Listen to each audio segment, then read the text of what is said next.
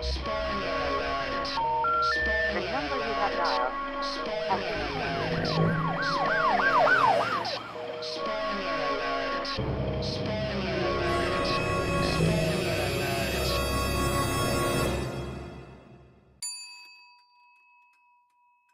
I used to collect Transformer toys. You know, I used to get them for Christmas.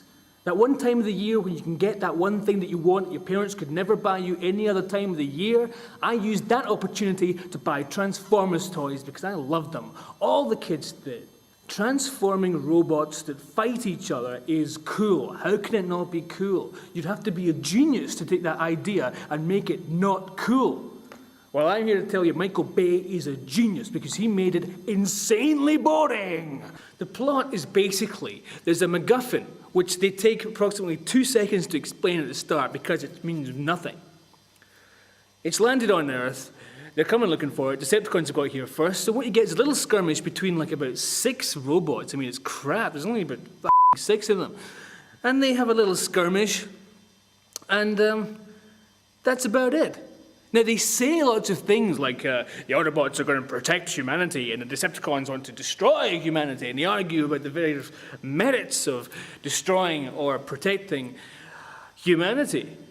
When I say argue, they literally share one line about it. You know, they're grappling, and Optimus Prime says, we should protect them, and Megatron says, no, we shouldn't. So, I mean, technically, they've argued about it. It's lip service to an idea. It's not dramatized at all.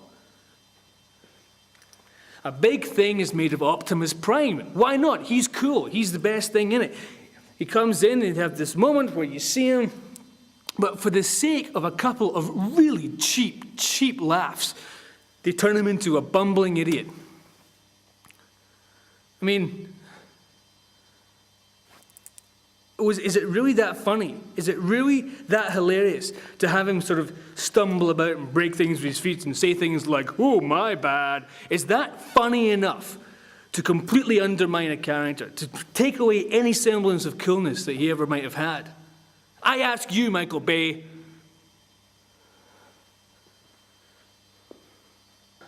The robots turn up relatively late, and then they spend what seems like hours just hiding. I mean, like in a comedy fashion, you know, just behind the wall. Oh, someone's walked past. Oh, don't look at me, I'm a big robot. Oh, and they're hiding, they hide under bridges, they sneak around. When it finally gets down to a bit of fisticuffs, they're out near Hoover Dam, where a lot of the plot is taking place. Because Hoover Dam is where they've got the whole sort of Area 51, pseudo-Area 51 thing set up. Now, of course, out there in the middle of nowhere, there's not a great deal of human jeopardy to be had. There is literally a scene, I kid you not, there is literally a scene where a guy takes this MacGuffin that everyone's fighting over and looking for, and he says, I know what to do, we'll hide it in the heart of the city. So they all go to the heart of the city, and what happens? Oh, all the buildings get trashed in a big robot fight, and people are killed and taxis are being flung around. You just came from the middle of nowhere, and it's explained in that line. One guy says, let's go to the city, and everyone goes, you all right? Ugh. The transforming itself doesn't look very cool.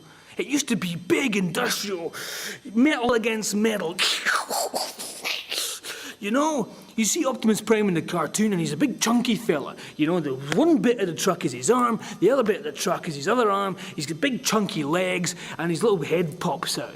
What happens in this one is that the tiny little gears go and it just looks like... I mean, look at this, right? I mean, look at all the little knobbly bits and all the rest of it. You don't need that. You just need the truck to open up, a little head to pop out and... How hard is that? You know, John Turturro's taken a lot of criticism for his performance and that it's cartoonish and seems a little out of place with the movie.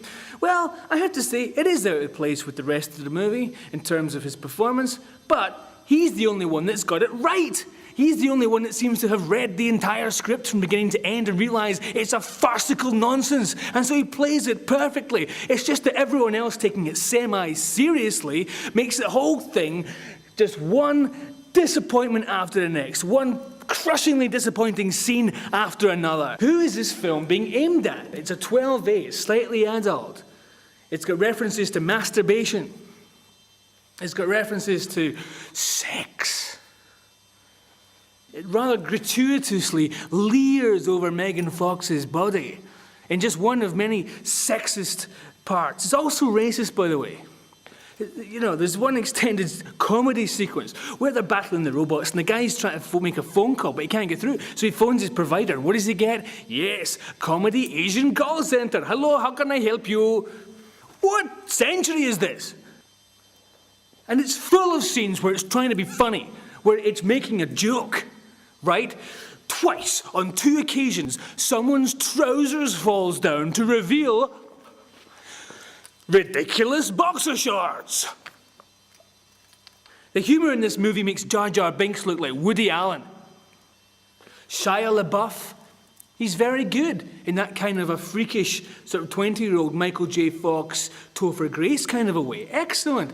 He must have impressed Spielberg because he's in the new Indiana Jones picture. Cool, good for him. Megan Fox, okay? Her performance in this film is living proof that looking sexy isn't enough. One has to act sexy, which she patently doesn't. So you can't fancy her because it'd be like fancying a doorknob. She's not sexy.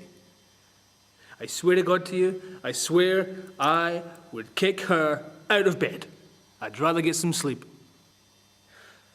For the longest time, you're watching a kind of Shia LaBeouf coming-of-age movie, but done in Michael Bay's inimitable style. Everything is shot exactly the same.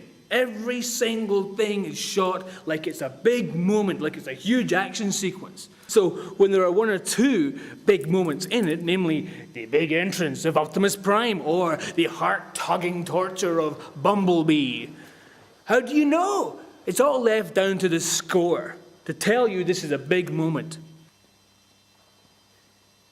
This is a film that insults you. Imagine you go to the cinema, the lights go down, and you see me doing this.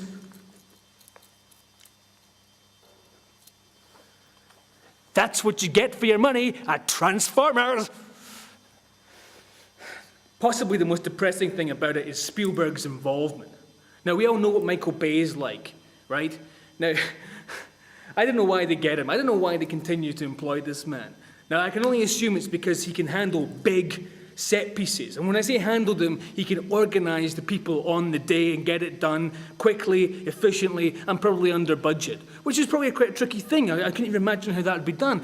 He films it like a 2-year-old, but he gets the job done. So I'm thinking Spielberg's like, okay, this guy can do that, and I'll be on hand, Mr. Story, to take care of the other things that a film is supposed to do.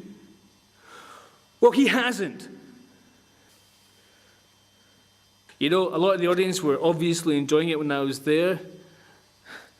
It's got good buzz on the internet. It's got a couple of good write-ups. This is it, folks. You get the cinema you deserve. And if you like this, well, you deserve it.